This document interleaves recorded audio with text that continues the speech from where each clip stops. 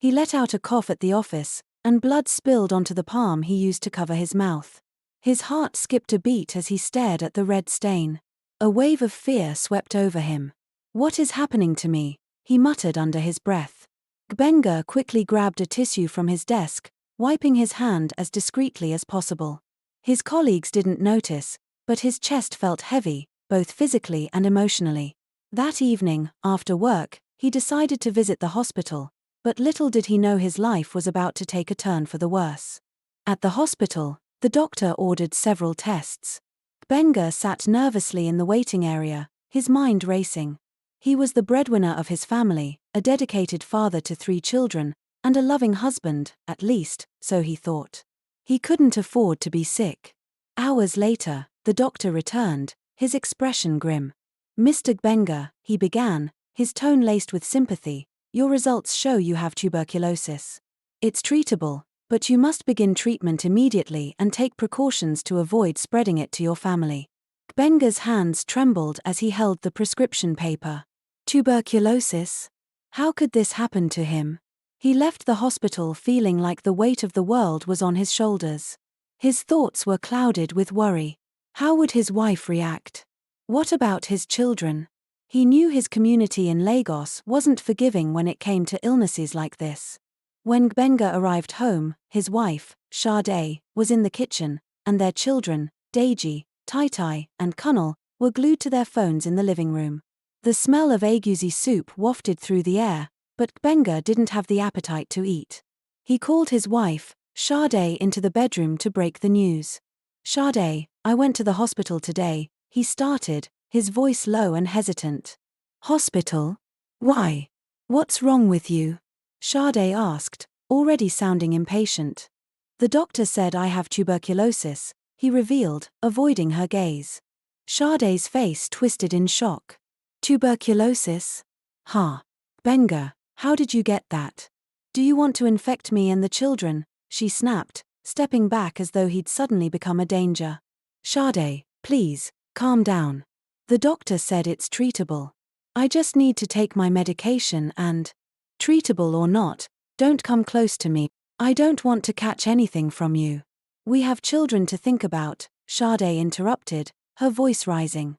She stormed out of the room, leaving Gbenga standing there, stunned. That night, Sade called their 3 children together to inform them about their father's condition. Instead of compassion, their reactions were filled with disgust and fear. Deji, the eldest, was the first to speak. "So, what happens now? He'll just be coughing all over the house."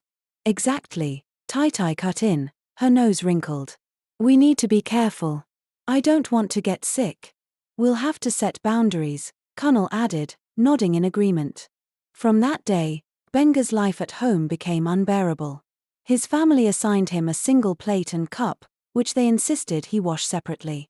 They moved him into the smallest room in the house, a dim, stuffy space that felt more like a storage room than a bedroom. Meals became unpredictable. Sometimes they brought him food, but other times they claimed they forgot. When they did remember, it was often cold leftovers or scraps. Gbenga, who had once been the head of the household, now felt like an outcast in his own home. One evening, Gbenga overheard Sade talking to her friend on the phone. "I don't know how long I can keep this up. Oh, Gbenga has become a burden. Imagine a man with tuberculosis.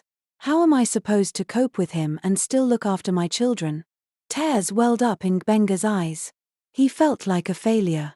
He had worked tirelessly to provide for his family, sacrificing his own happiness for years to ensure they had a comfortable life. Yet now, in his time of need, they had turned their backs on him. His situation at work didn't help matters. Gbenga's boss, Mr. Okoro, noticed his declining performance and frequent absences due to hospital appointments. One morning, he called Gbenga into his office. "Gbenga, we've been patient with you, but it's clear you're not in good health. We can't afford to have someone in your condition affecting productivity. I'm sorry, but we'll have to let you go." Gbenga's world crumbled. Losing his job was the final blow. Without an income, he couldn't contribute to the household, which only worsened his family's resentment.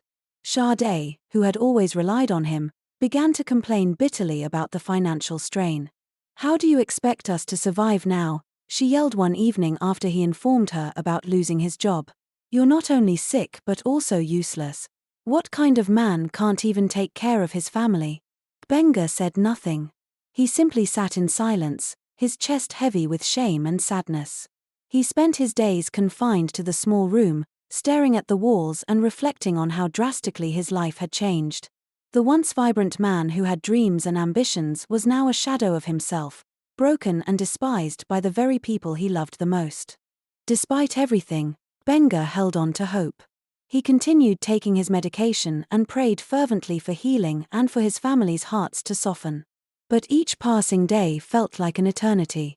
The isolation, the lack of affection, and the constant reminders of his worthlessness wore him down. One night, as he lay on the thin mattress in his cramped room, he heard his youngest son, Kunal, laughing in the living room. The sound reminded him of happier times when the house was filled with love and laughter. Back then, he and Sade worked together as a team, and the children looked up to him with admiration. Those memories felt like a lifetime ago. Tears streamed down Benga's face as he whispered to himself, "Is this how it will end? Alone and unloved?" Benga's sickness grew worse with each passing day and had spent almost all he had treating himself that he now stopped visiting the hospital often. The cough became more frequent, and the blood he spat out after every fit of coughing now stained not only his hands but also the edges of his pillow and his shirts. His body felt weaker, his legs trembling under his weight as he moved around the house like a shadow of himself. His family had all but abandoned him. The love and care he once gave so freely were now denied to him.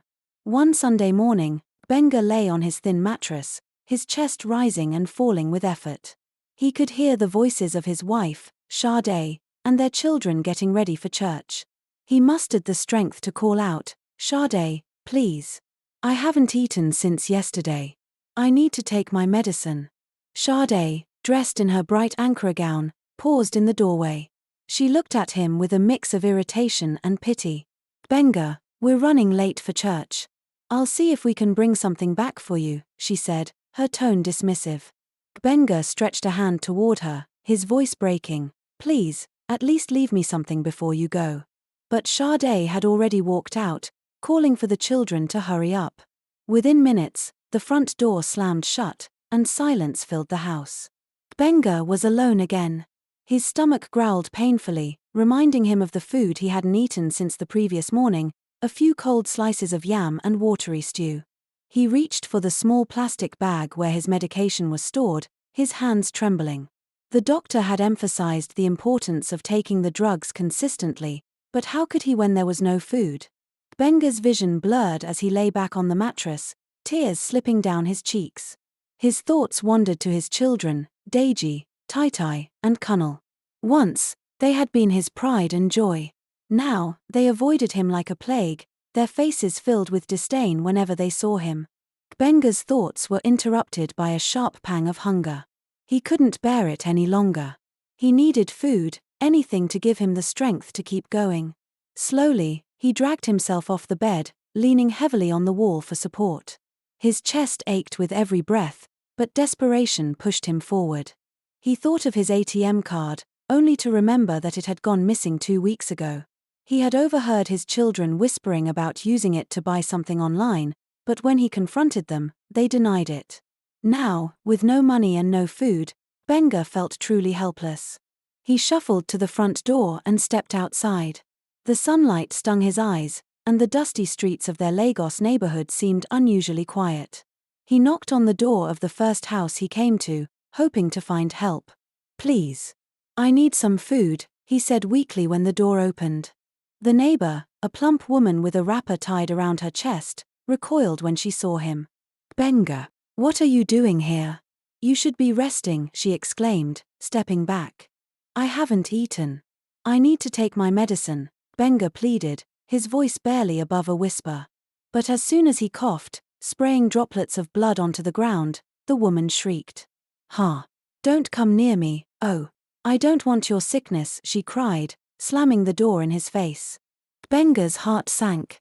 He moved to the next house, and the next, but each time, the reaction was the same. Some neighbors gave him pitying looks, others scolded him for not staying indoors, and most ran away when they saw him cough. Benga's head spun with shame and exhaustion. Was this what his life had become? As he leaned against a wall, trying to catch his breath, a familiar voice called out. Benga, what are you doing outside?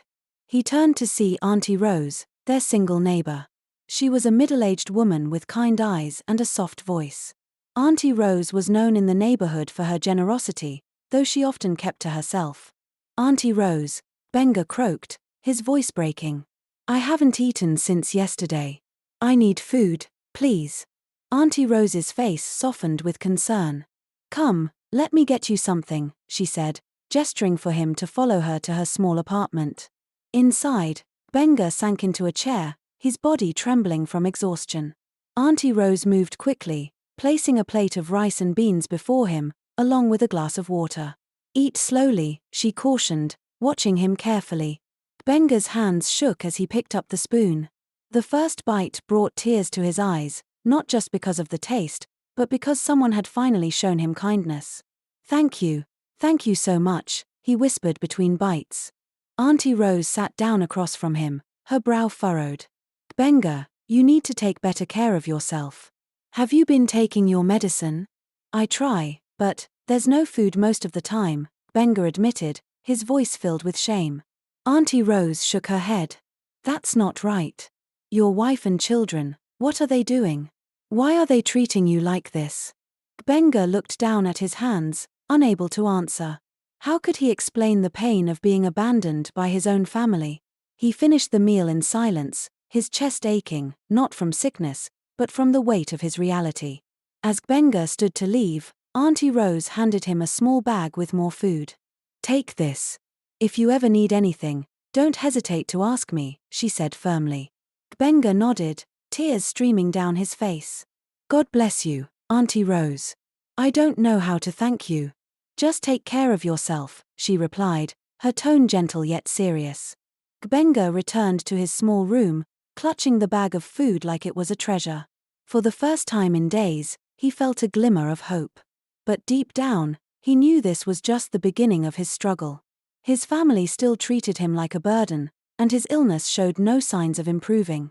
As he lay back on his mattress, he prayed silently, asking God to give him the strength to face whatever came next. Benga lay quietly on his thin mattress, savoring the taste of the rice and beans Auntie Rose had given him earlier. For the first time in a long while, he felt a small measure of relief. The warmth of the food had settled in his stomach, easing the sharp hunger pangs that had plagued him for hours. His body was still weak, his chest heavy, but at least he could take his medication. He closed his eyes, whispering a quiet prayer of thanks for Auntie Rose's kindness. Meanwhile, Sade and the children had returned from church, their voices filling the house as they moved around. Benga could hear the sound of pots clanging in the kitchen. The smell of fried fish and jollof rice wafted through the air, teasing his senses, but he didn't feel the same desperation he had felt earlier. It was nearly 3 hours later when Sade finally came to his small room with a plate of food. She didn't bother to knock, she simply pushed the door open and walked in, holding the plate like it was an offering. Here, eat this, she said curtly, setting the plate on a small stool near his bed. Benga sat up slowly, his body still aching. He glanced at the plate of food, then back at Sade. I've already eaten, he said quietly. Sade's eyes narrowed, her brows furrowing in confusion. What do you mean, you've already eaten? Who gave you food? She asked sharply. Auntie Rose, Benga replied, his voice steady but tired. She gave me food earlier. I'm fine now.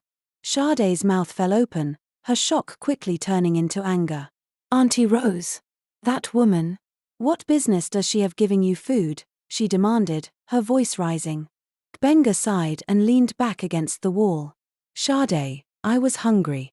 You left me here without anything to eat. She only helped me because I asked her. You're shameless.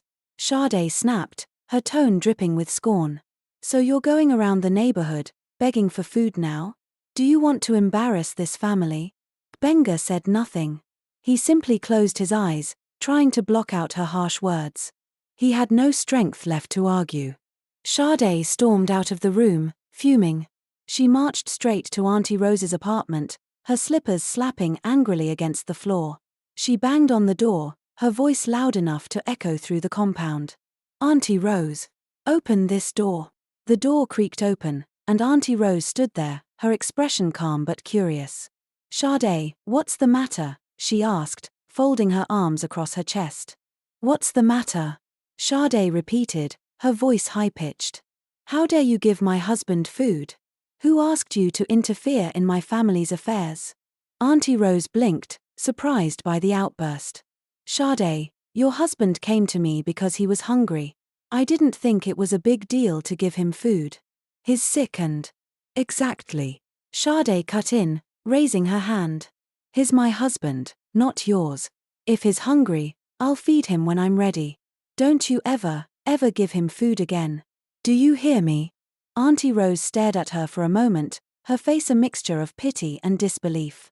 "Sade, with all due respect, your husband is suffering. He's your husband, the father of your children. How can you let him go hungry in his condition?" Sade pointed a finger at Auntie Rose, her eyes blazing. "Don't preach to me. Stay out of my business, or you'll regret it. This is your final warning." Auntie Rose shook her head, her voice calm but firm. "Sade, I'm not trying to interfere. I only helped because he needed it. But if you want to fight me for doing what's right, that's your choice. I won't apologize for showing compassion." Sade hissed, turning sharply on her heel and storming back to the house.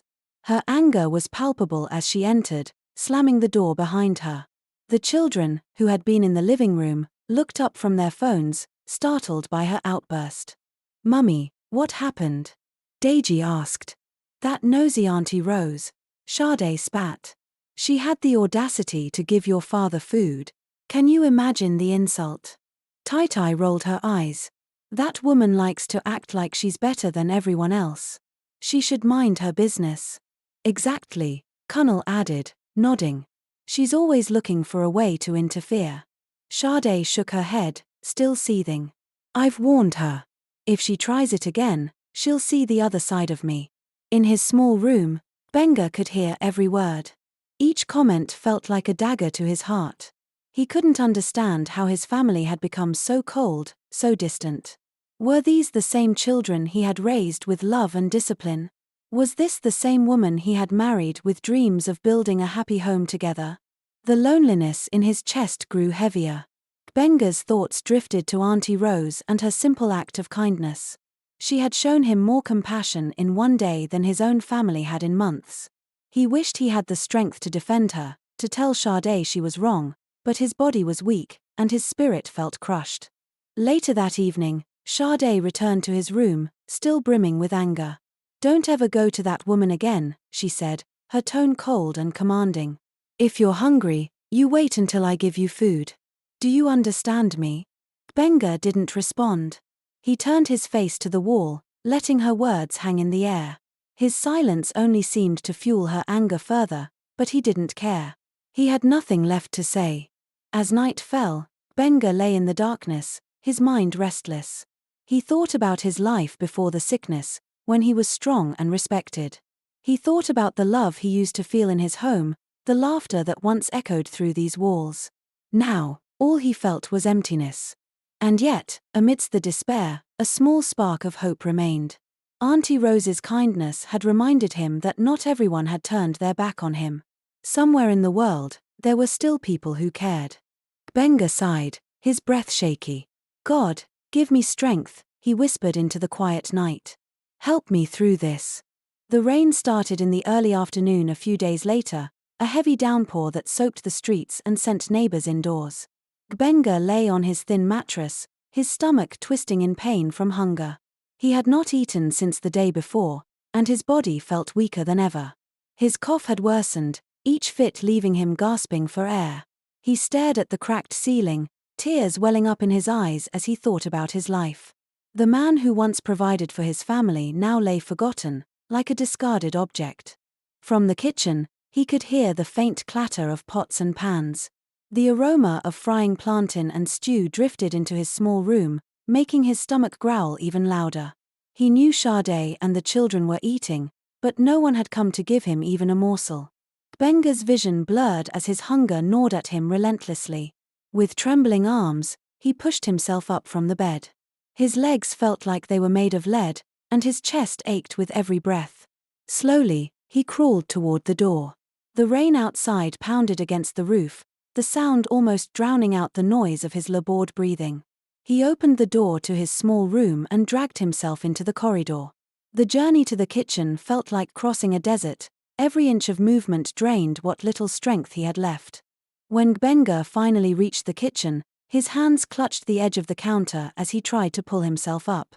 His eyes scanned the room desperately, searching for anything he could eat.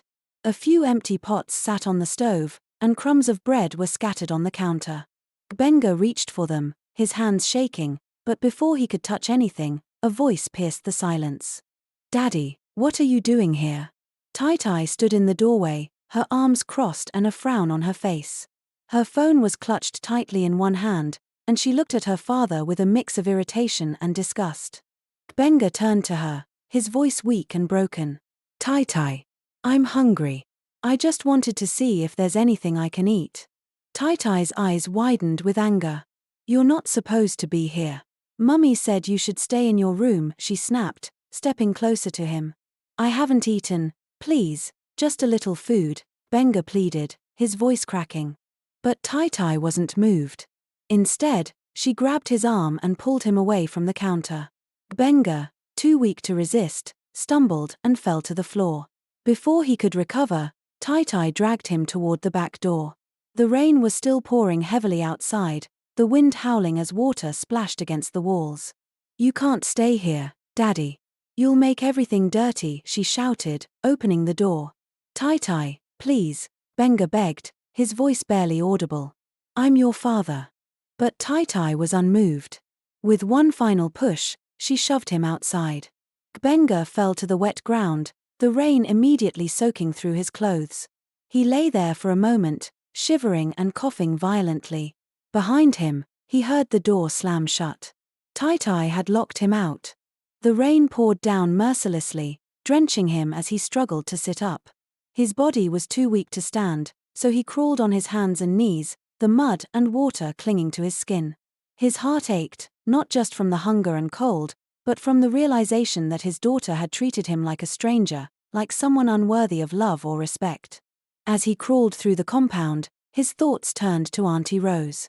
She was the only person who had shown him kindness, the only one who seemed to care whether he lived or died. Benga's hands and knees ached as he made his way to her apartment, the rain blurring his vision and chilling him to the bone. When he reached her door, he weakly raised a hand and knocked. His strength was almost gone, and his knocks were faint, barely audible over the sound of the rain. For a moment, he thought she might not hear him, that he would collapse there in the rain and be forgotten. But then the door opened. "Benga!" Auntie Rose exclaimed, her voice filled with shock and concern. She quickly bent down and helped him to his feet, her arms strong despite being a middle-aged. "What happened? Why are you out in this rain?" Benga tried to speak, but his words came out as a hoarse whisper. They threw me out," he managed to say before another violent cough shook his body. "God forbid," Auntie Rose cried, pulling him inside. She led him to her sofa and helped him sit down, his clothes dripping water onto the floor. Without a second thought, she grabbed a towel and began drying him off. "You're shivering. Let me get you something warm to wear." She disappeared into her room and returned moments later with a dry wrapper. She wrapped it around him, her hands gentle but firm. "Wait here," she said, heading to the kitchen. Benga leaned back against the sofa, his chest heaving as he struggled to catch his breath. He felt a lump in his throat, not from the sickness, but from the overwhelming emotion of being cared for. Auntie Rose returned with a steaming cup of tea and a plate of yam and egg sauce. "Eat this," she said softly, setting the plate on a small table in front of him. "You need to regain your strength."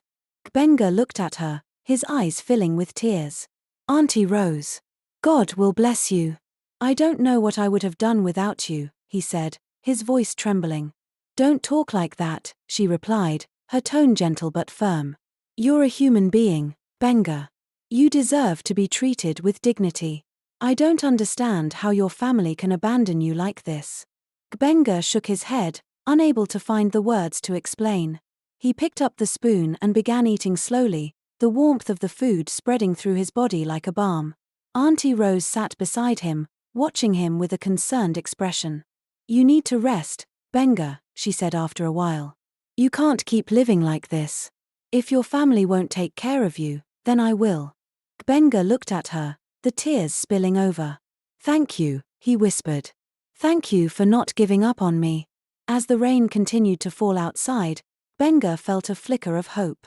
In the midst of his suffering, Auntie Rose had become a beacon of kindness and humanity. But deep down, he wondered how much longer he could endure this life of rejection and pain.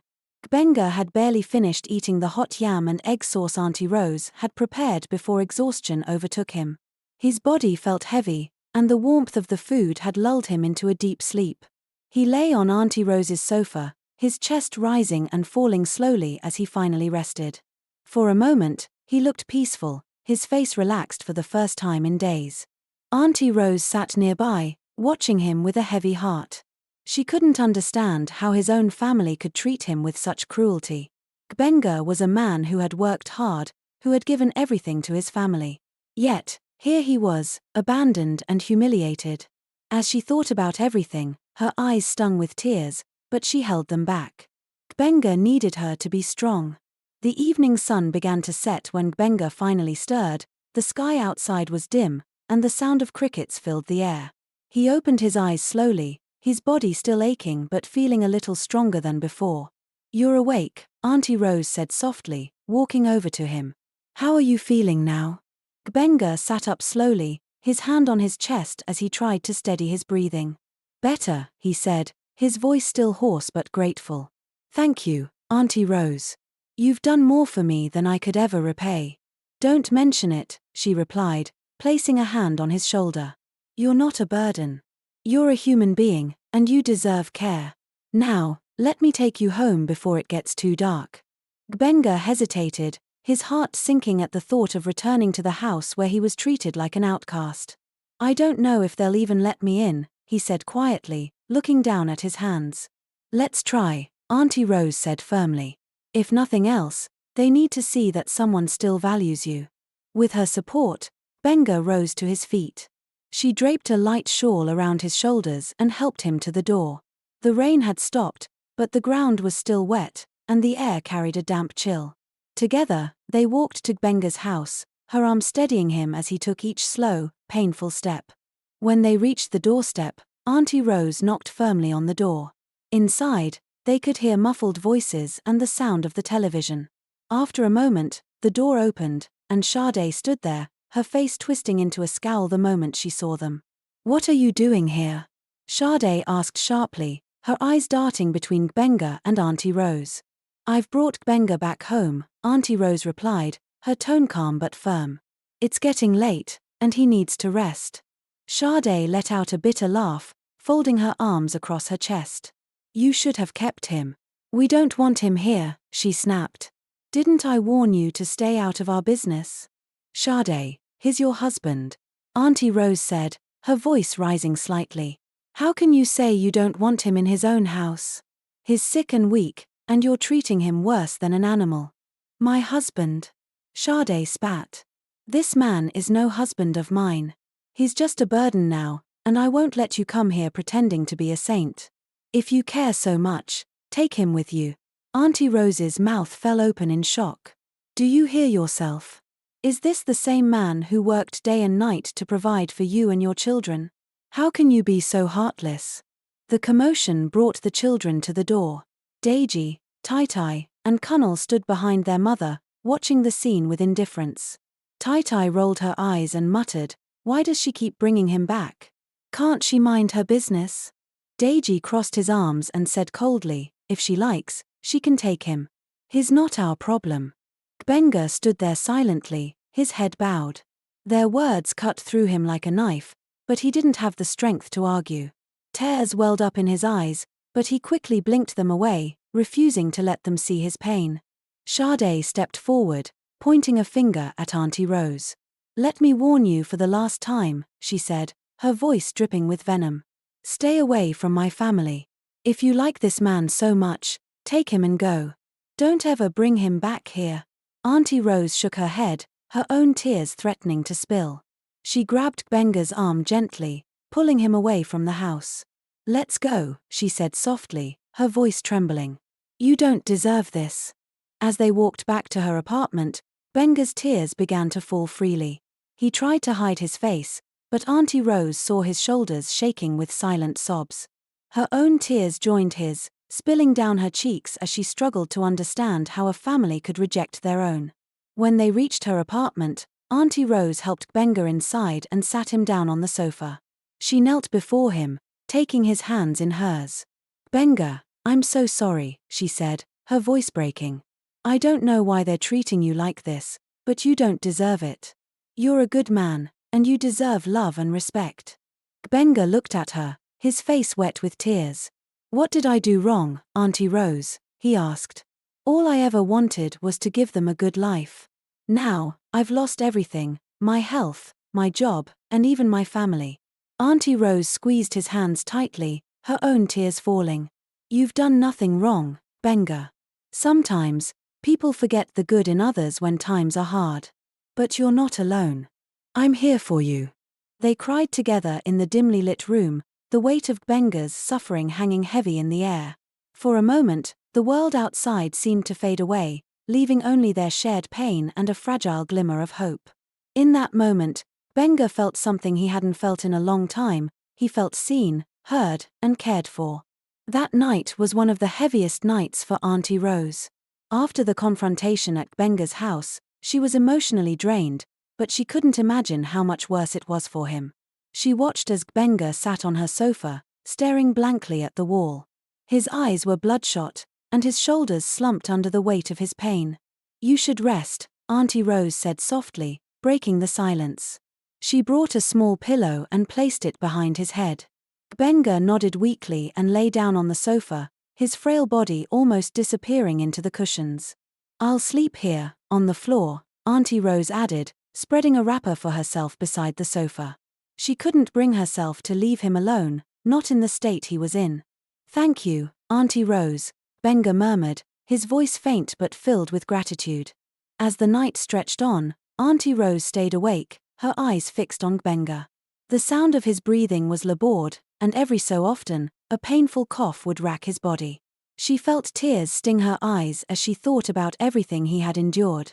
A man who had once been full of life, now reduced to this. She dozed off briefly but woke up every time Gbenga coughed or shifted.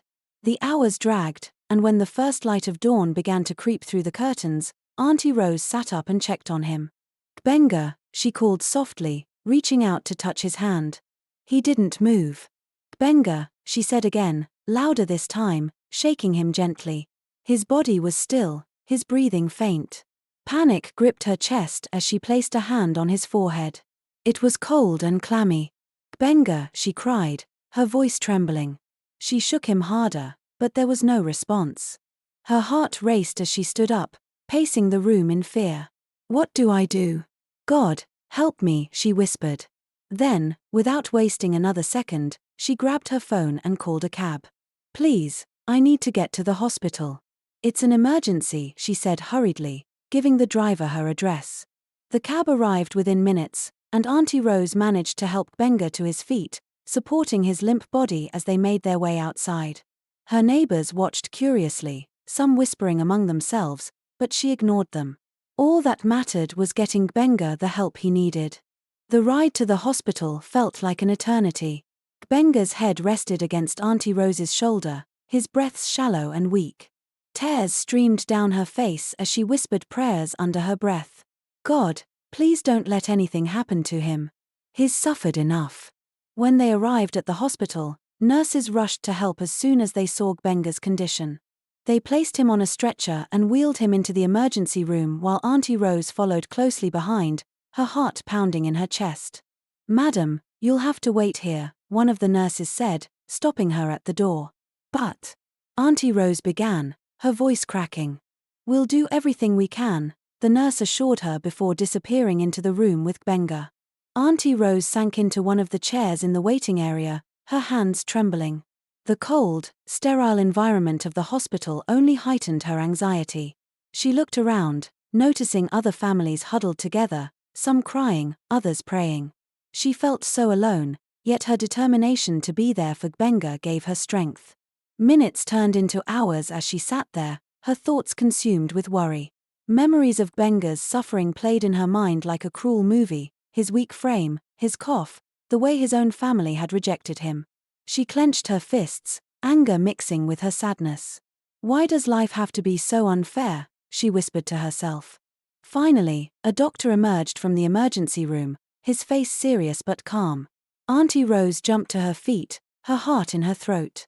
"How is he, doctor? Is he okay?" she asked, her voice trembling. The doctor sighed and adjusted his glasses. "He's stable for now, but his condition is critical. He's severely malnourished and dehydrated, and his tuberculosis has worsened. We've started treatment, but he needs intensive care and proper nutrition to recover." Auntie Rose's legs felt weak, and she held onto the chair for support. "Can I see him?" she asked. The doctor nodded. "You can, but only for a few minutes. He needs rest." A nurse led Auntie Rose into the room where Gbenga lay. He looked even smaller on the hospital bed, his body connected to various tubes and monitors. His chest rose and fell slowly, and his face was pale. Auntie Rose bit her lip to hold back her tears as she approached the bed. "Gbenga," she called softly, her voice breaking. "It's me, Auntie Rose. You're going to be okay. You're in the hospital now, and the doctors are taking care of you." There was no response, but she noticed his fingers twitch slightly. She reached out and held his hand, her tears finally spilling over. "You have to fight, Gbenga," she whispered. "You've been through so much, but you're not alone. I'm here for you, and I won't give up on you." For a moment, she thought she saw his lips move, as if he was trying to say something, but his eyes remained closed. A nurse gently touched her shoulder. "Madam, it's time to let him rest." Reluctantly, Auntie Rose released his hand and stepped back. She gave one last glance at Gbenga before leaving the room, her heart heavy but hopeful. Back in the waiting area, she sat down and buried her face in her hands. She couldn't help but think about his family. Did they even care that Gbenga was fighting for his life? Would they come if they knew he was here? Her anger flared again, but she pushed it aside. Right now, her focus was on Gbenga. As the night wore on, Auntie Rose remained in the hospital, refusing to leave. She paced the hallways, prayed silently, and kept checking in with the nurses for updates. She was determined to see him pull through, no matter what it took. By morning, she was still there, exhausted but resolute. She knew the journey ahead would be long and difficult, but she had made a silent promise to herself: she would not abandon Gbenga, no matter how hard things became. The next morning, Auntie Rose finally decided to return home. She hadn't slept properly, and her body was aching, but she couldn't stop thinking about Gbenga. He still hadn't woken up, and the doctors had told her that his condition was fragile. As she walked through the hospital gates, the weight of everything pressed down on her heart. She knew she had to inform his family, no matter how cold they had been. When she arrived at Gbenga's flat, the compound was quiet. She knocked on the door, her hands trembling slightly. After a few moments, the door opened, and Sade stood there, her face as stern as ever. "What do you want, Auntie Rose?" Sade asked, her voice laced with irritation. "Sade," Auntie Rose began, her tone soft but urgent, "Gbenga is in the hospital.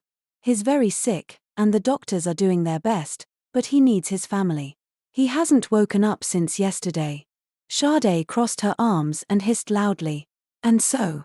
What do you expect me to do? Gbenga is your problem now. If you care so much about him, go and take care of him. I don't have time for this nonsense." Auntie Rose's heart sank. "Sade, this is your husband," she pleaded, tears welling up in her eyes. "He's fighting for his life. Can't you at least show some concern? The children." Before she could finish, Sade cut her off. "Please, don't involve me or my children in this. If you like, carry him on your head. I don't care. Just leave my house." With that, Sade slammed the door in Auntie Rose's face, the sound echoing in the quiet compound. Auntie Rose stood there, stunned. Tears streamed down her face as she turned and walked away. Her chest felt tight, and every step back to her apartment felt heavier than the last. How could a woman be so heartless toward the man she once loved? How could she teach her children to treat their father like he was nothing? When Auntie Rose reached her apartment, she sat down on her bed and let the tears flow freely. She wept for Gbenga, for the pain he was going through, and for the love that he so desperately deserved but never received. But as the tears dried, she wiped her face and stood up. "I can't let this break me," she whispered to herself. "Gbenga needs me now." Determined, Auntie Rose went to her small kitchen and began preparing food. She made a pot of hot yam porridge, rich with vegetables and spices. She also boiled some water, pouring it into a flask to keep it warm. As she worked, she prayed silently, asking God to give her strength and to watch over Gbenga.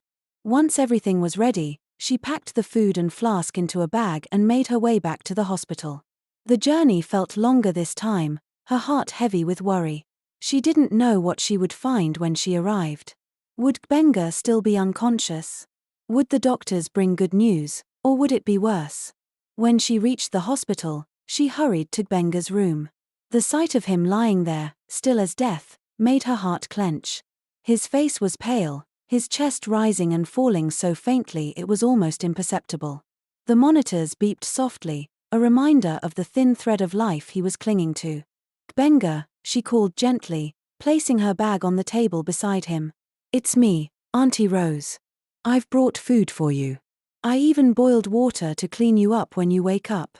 But Gbenga didn't respond. His eyes remained closed, his body motionless.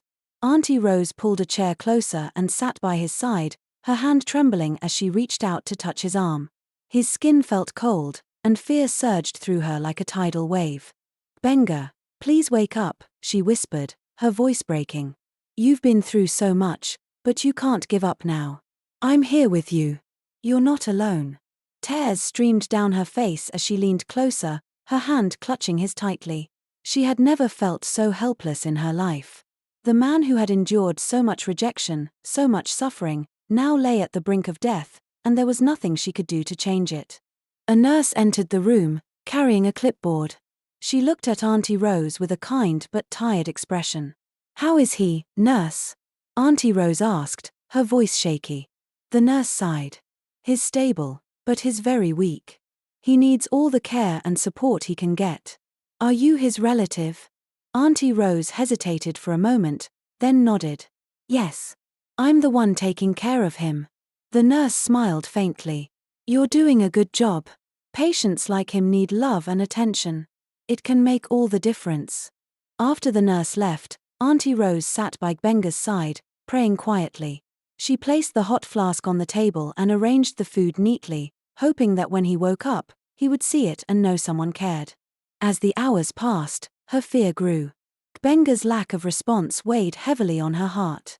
She rested her head on the edge of the bed, her tears soaking the bedsheet. "Please, God," she whispered, her voice barely audible. "Don't let him go. Don't let him die like this." The night crept in, the hospital growing quieter as the sounds of the day faded. Auntie Rose remained by Gbenga's side, her heart aching with every moment that passed. Though she was exhausted, she refused to leave.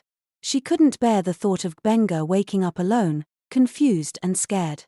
In that hospital room, Auntie Rose made a vow to herself and to Gbenga. No matter what happened, she would stay with him. She would fight for him when no one else would, and she would remind him that he was not forgotten. That night, after hours of sitting by Gbenga's side, Auntie Rose's exhaustion finally got the better of her. She rested her head on the edge of the hospital bed, her hands still clutching Gbenga's cold, lifeless hand. Sleep came slowly, pulling her into a deep, restless slumber. In her dream, she saw Gbenga. But he wasn't the frail, sick man she had come to care for in his final days. He looked vibrant, young, and handsome, dressed in crisp white clothes. His face glowed, and his smile was as warm as the morning sun. He stood before her, his hands raised as if to calm her. "Auntie Rose," he said gently, his voice steady and full of peace. Thank you. Thank you for being there for me when no one else was. I've gone to rest now. Please, don't tell my family what has happened. Let them live with their choices. Auntie Rose's heart ached in the dream. Benga, no. Please, don't go, she cried, her voice trembling. Benga's smile didn't waver. Let the hospital bury me here in the hospital compound, he continued. Don't let my family come near me. They made their choice, and now, they must live with it. Before she could say anything else, Benga began to fade away, his image dissolving into a bright light. Thank you, Auntie Rose, his voice echoed as he disappeared. Auntie Rose jolted awake, her heart pounding in her chest. The room was very quiet except for the faint hum of the machines around her. She looked at Benga and gasped. His chest was no longer rising and falling. His face, pale and still, looked almost serene. Benga was gone. Tears poured down her face as she let out a loud, heart-wrenching wail. Benga. No. No, she cried, gripping his hand tightly. Nurses rushed in, trying to calm her, but she couldn't be consoled. Her cries echoed through the hospital, the pain of losing someone who had suffered so much breaking her completely. The hospital staff acted quickly. They informed her after she told them that Benga would be buried immediately in the hospital's small cemetery for unclaimed bodies, as per his wish. Auntie Rose, though devastated, nodded in agreement. She stayed by his side until the very end, watching as they lowered his body into the ground. She whispered a final prayer for him, her tears soaking the earth. Rest in peace, Benga, she said softly, her voice trembling. You deserved so much more than this world gave you. After the burial, Auntie Rose returned home, her heart heavy with grief. The emptiness in her apartment was unbearable, and the silence seemed to echo Benga's absence. She decided she couldn't stay in the neighborhood any longer. She began packing her belongings, determined to leave the memories of Benga's pain and suffering behind. As she stepped outside to leave, she saw a commotion at Benga's house. His wife, Sade, and their children were standing outside with their belongings scattered across the compound. The landlord was shouting angrily, wagging his finger at them. I warned you, didn't I? Months of unpaid rent. Now, leave my house, the landlord barked. Sade and her children tried to argue, but he wouldn't hear a word. I've given you enough chances. Pack your things and go. Auntie Rose watched from a distance, her heart torn between anger and pity. As Sade and her children gathered their things, Sade suddenly spotted Auntie Rose. With a furious expression, she stormed over to her. Auntie Rose, Sade shouted. Go and tell Benga that we've been thrown out of the house. Tell him his sickness has brought shame and suffering to this family. Auntie Rose froze, her anger bubbling to the surface. She had been silent for too long, enduring Sade's cruelty and selfishness. Now, she couldn't hold back anymore. Benga is dead, Auntie Rose thundered, her voice shaking with emotion. He died last night, and has already been buried. He told me not to tell you, but now you've forced me to speak. Sade's face went pale, her mouth opening and closing as if searching for words. The children, who had been standing nearby, dropped their bags in shock. Dead? Sade whispered, her voice trembling. No, no, that can't be true. He can't be dead. He's gone. Auntie Rose snapped, her tears flowing freely. The man you abandoned, the man you treated like dirt, is gone. While you were busy hating him, he was fighting for his life. And now, it's too late. Sade fell to her knees, wailing loudly. Benga, forgive me, she cried, pounding the ground with her fists. Her children joined her, their tears mixing with hers as regret consumed them. Auntie Rose stood there, her heart heavy. She had no sympathy left for them. They had made their choices, and now they had to live with the consequences. Without saying another word, she picked up her bag and turned away. As she walked down the street, her tears continued to fall. She felt an overwhelming sadness, not just for Benga's death, but for the life he had lived, a life of love, sacrifice, and suffering that went unappreciated by the people he cared about the most. But deep inside, Auntie Rose knew she had done everything she could for him. In his final days, she had shown him kindness and dignity, something his family had refused to give. She hoped, wherever he was now, that Benga had found the peace he deserved. With a heavy heart, she boarded a bus, leaving the neighborhood behind forever.